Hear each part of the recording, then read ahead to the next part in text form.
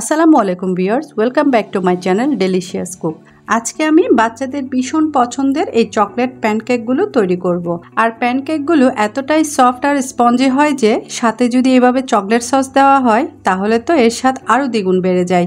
সকালে ঝটপট ব্রেকফাস্টে অথবা টিফিনেও আপনারা এই মজাদার প্যানকেকগুলো তৈরি করে দিতে পারেন। এমনিতেও চকলেট প্যানকেকগুলো খেতে সবাই পছন্দ করে।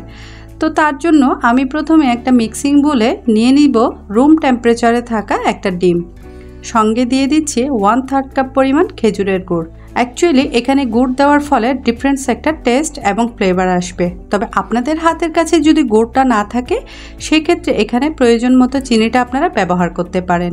খুব সামান্য একটু লবণ দিয়ে দিচ্ছি, রান্নার তেল দিয়ে দিচ্ছি 2 টেবিল চামচ পরিমাণ। এর সাথে ভ্যানিলা এসেন্স দিয়ে দিচ্ছি 1/4 চা চামচ। ভ্যানিলা এসেন্সটা দিলে ডিমের আর কোনো গন্ধ থাকে না। এবার এই সবগুলোকে মিক্স করে নিতে হবে। আমি একটা হ্যান্ড হুইস দিয়ে ডিম আর গুড়টাকে খুব ভালোভাবে মিক্স করে নেব। মেশানো হয়ে এলে এবার আমি এখানে শুকনো উপকরণগুলো দিয়ে দেব। আমি এখানে 1 কাপ পরিমাণ ময়দা নিয়েছি, সাথে দিয়ে দিচ্ছি 1/2 কাপ পরিমাণ কোকো পাউডার আর 1 চা চামচ বেকিং পাউডারও দিয়ে দিলাম। এবার এগুলোকে আমি একটু ভালোভাবে ছেঁকে নিব। এভাবে ছেঁকে নিলে ব্যাটারের মধ্যে কোনো লাম্পস থাকে না আর প্যানকেকগুলো একেবারে স্মুথভাবে তৈরি হয়। তাই অবশ্যই এই শুকনো উপকরণগুলোকে ভালোভাবে ছেঁকে নিতে হবে।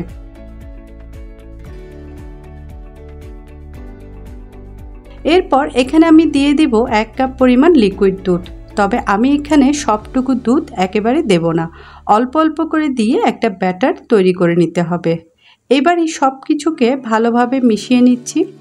ব্যাটারটাকে একেবারে স্মুথ করার জন্য একটু সময় নিয়ে এই কাজটা করতে হবে। আর প্যানকেক তৈরি করার জন্য এখানে একটা ঘন ব্যাটার তৈরি করতে হবে, কোনো পাতলা ব্যাটার তৈরি করা যাবে না। আমি একটু প্যানকেকের ব্যাটারের কনসিস্টেন্সিটা আপনাদেরকে দেখিয়ে দিচ্ছি, ঠিক এইরকমই হবে। আর এই ব্যাটারটা তৈরি করতে আমার এখানে 1 কাপ থেকে একটু কমই দুধ লেগেছে, তবে আপনাদের ক্ষেত্রে একটু কম বা বেশি লাগতে পারে। প্যানকেকগুলো পারফেক্টভাবে তৈরি করার জন্য আমি এখানে একটা মেজারমেন্ট কাপ নিয়েছি, আর এই কাপ দিয়ে মেপে আজকে আমি প্যানকেকগুলো তৈরি করব। এতে করে সবগুলো প্যানকেক একই সাইজেরই হবে। চুলায় একটা প্যান বসিয়ে দিয়েছি আর চুলার হিটটা থাকবে একদমই লোতে। প্যানটা গরম হয়ে এলে এখন এর মধ্যে আমি ব্যাটারটা দিয়ে দিচ্ছি। আর এটা ঢাকতেও হবে না, কিছু করতেও হবে না, জাস্ট কয়েক সেকেন্ডের মধ্যে দেখতে পারবেন এর মধ্যে অসংখ্য ছিদ্র তৈরি হয়েছে। আর এরকম ছিদ্রগুলো তৈরি হওয়া মানে এই প্যানকেকগুলো অনেক বেশি সফট আর স্মুথলি হবে। এরপর অন্য পাশটা উল্টিয়ে আমি কয়েক সেকেন্ডের জন্য রাখবো, তারপর প্যানকেকটা তুলে নেব। তবে এখানে চেষ্টা করবেন চুলার হিটটা যেন লোতে থাকে আর প্যানটা যেন অতিরিক্ত গরম না হয়, তাহলে দেখবেন সবগুলো প্যানকেক কিন্তু একই রকমভাবে সুন্দর হবে আর খেতেও কিন্তু অনেক বেশি টেস্টি হবে। আর একটা ডিম দিয়ে কিন্তু প্রায় 8 থেকে 10 পিসের মতো প্যানকেক তৈরি করে নেওয়া যায়।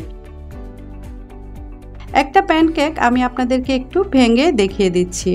আপনারা দেখলে নিশ্চয়ই বুঝতে পারবেন যে এই প্যানকেকগুলো কতটা সফট হয়েছে আর খেতেও কিন্তু ভীষণ টেস্টি হয়েছে, আলহামদুলিল্লাহ। এবার উপর থেকে কিছুটা চকলেট সস দিয়ে আমি আপনাদেরকে প্যানকেকগুলো একটু প্রেজেন্টেশন করে দেখাচ্ছি। আর দেখতে আরও আকর্ষণীয় করার জন্য সামান্য একটু স্প্রিঙ্কল দিয়েও সাজিয়ে দিচ্ছি। তবে আপনারা চাইলে চকলেট সস ছাড়াও এই প্যানকেকগুলো খেতে পারবেন। চেষ্টা করেছি খুব ইজিলি রেসিপিটা তৈরি করতে।